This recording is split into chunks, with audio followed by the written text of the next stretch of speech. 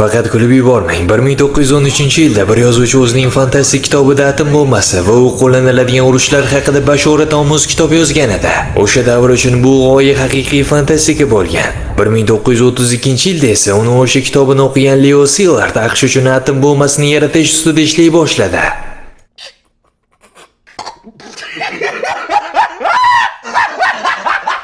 Dunyodagi qudratli davlatlar yangi qurollar ustida raqobatlashib, oxir-oqibat halokatli global urush boshlab yuborishdi.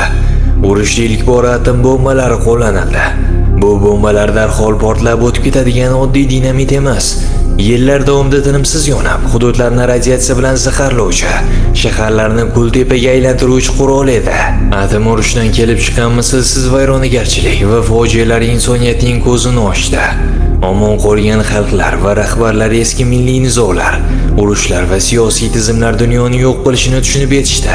Natijada ular barcha eskicha imperiyalarni tugatib, yagona global hukumatni tuzadilar va ilm-fan, tinchlik ustiga qurilgan yangi ozod etilgan adolatli dunyoni barpo etadilar.